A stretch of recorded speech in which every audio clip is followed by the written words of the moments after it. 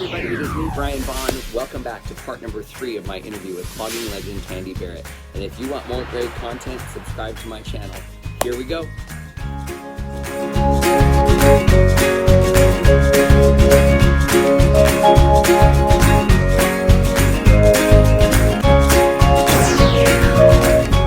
Part 3 of our conversation with Tandy Barrett.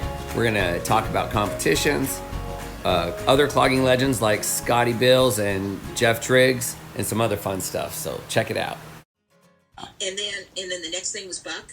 The next thing was Canadian. The next thing I think was the shows. And of course, competitions were always strong, but not like they are now. I mean, right now, it's down to if you have a finger out of place. You know, it didn't used to be that way. We had a lot of adults competing. You don't anymore. I feel like with competition, I get a little bit sad because I feel like back in the hee-haw days, that was the only time the entire United States was united behind one clogging project. But since then, everybody's got their own little group for competition. So well, I wish there was something we could get to unite everybody on a common goal. NCHC has little ones and then a big one for everybody that won. Right. So that's a united kind of thing. I think. Correct me if I'm wrong, though. A lot of the kids, like when I hire Powerhouse stuff, I hear a little bit of vibe that, you know, this one won't go to the... I don't know a lot of them because we're in California, far away from them all, but like this affiliation won't go to this one's competitions. And I kind of like that everybody went to hee-haw. I don't think that's as true as you might think. Oh, good. I think the reason being is that Hall of Fame does things differently than CCA. If I could describe it, I would say CCA is sequins and satin. A Hall of Fame is boys getting out there and dancing up a storm. I mean, you know, there's a difference. Okay. There's a whole difference in the vibe. What I found in Utah that was so different from where I grew up in clogging is that everybody had a studio, and everything was more or less.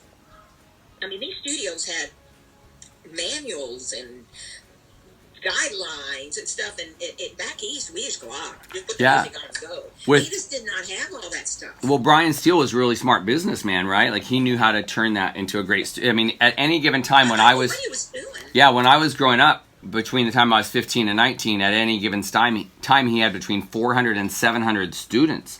That's a lot. He had a solid organization.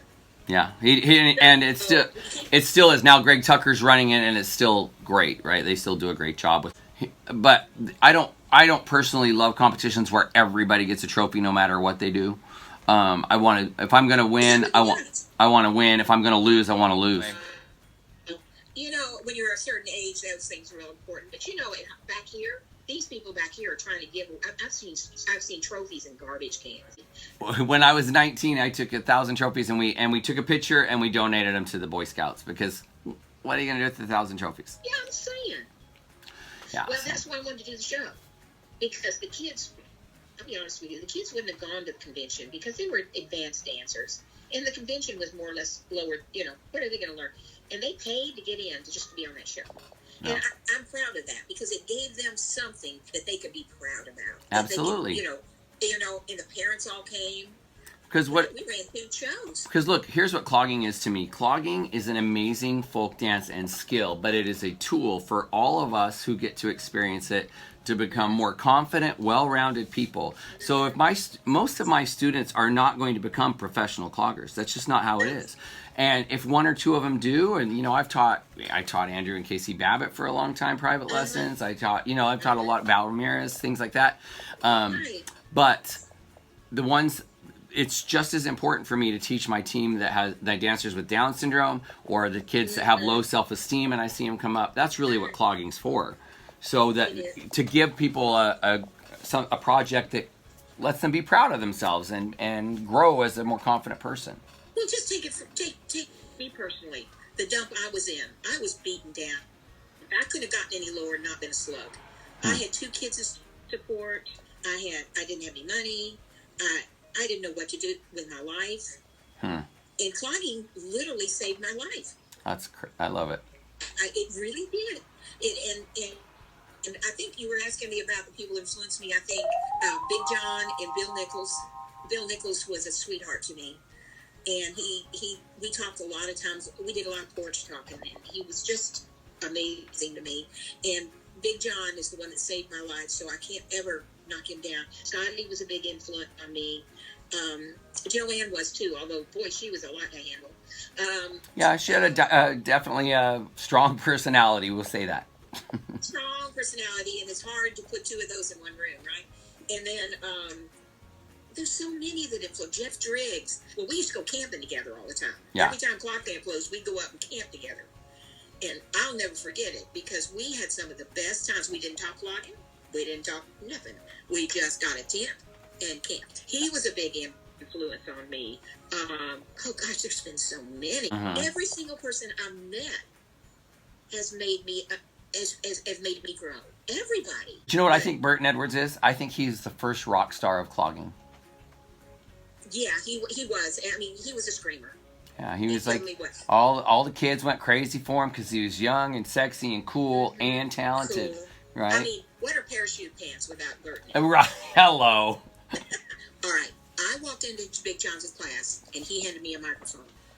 I could have gone there on a Wednesday or a Friday, a month later, and he didn't hand me a microphone. So a lot of it is where you are. Right place at the right time. Yeah. At the right time, in the right place. It's that kind of thing. It's absolutely true.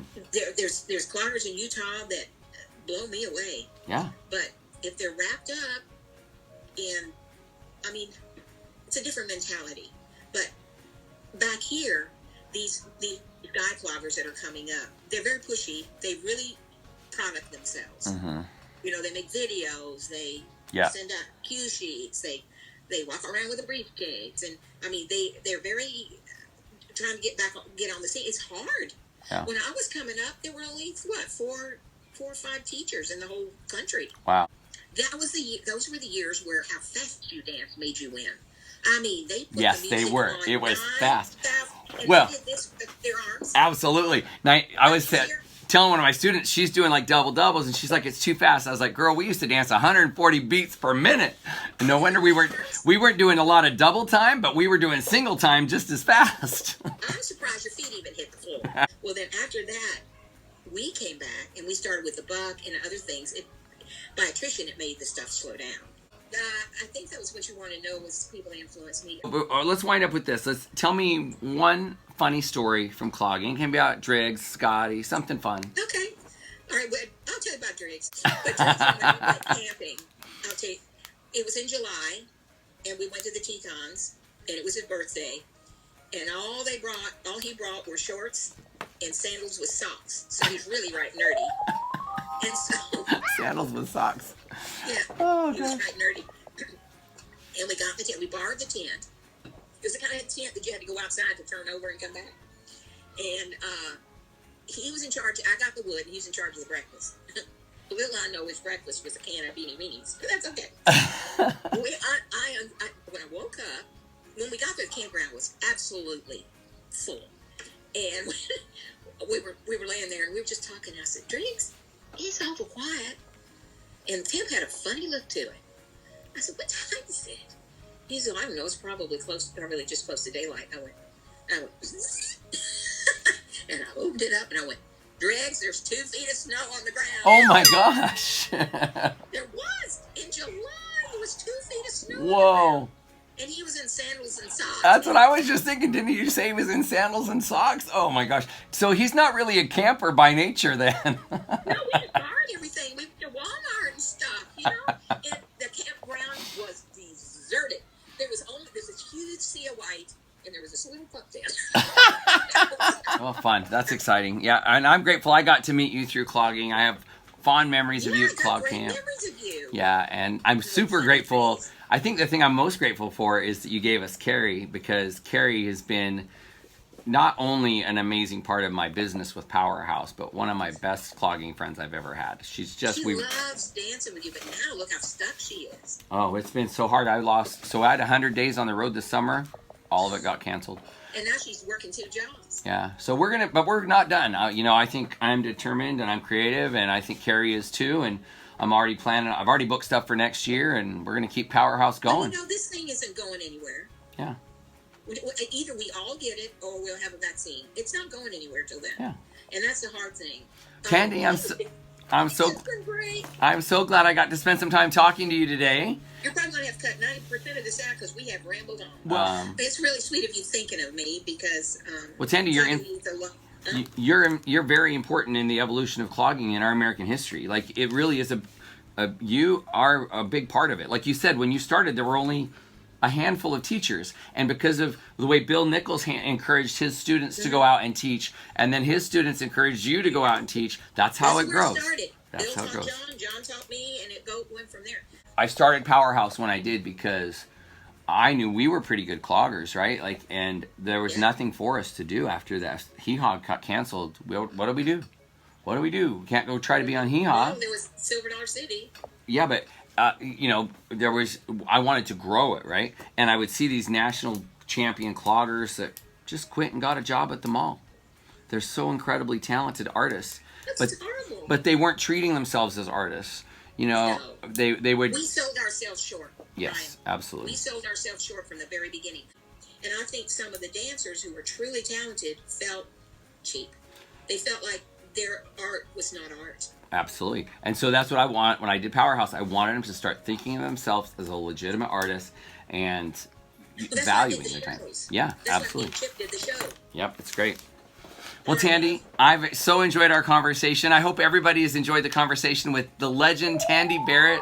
Woo! Ladies and gentlemen, subscribe to my channel. Tandy, tell everybody to subscribe to my channel. Subscribe to this channel and listen. Anything Powerhouse does, you need to get on and watch it. It is fantastic, especially when Kari's in there. I was Facebook stalking you and liking your post with Kari from Powerhouse yesterday. I know. No, seriously. Brian has done so good and introduced so much fun to these places he goes and shows clogging how much fun it can be. They're energetic. They're one of a kind. So thank you. God bless them. God Thank bless you. them. All right, Tandy, love you much. Nice to chat with you. Too. Bye, sweetie.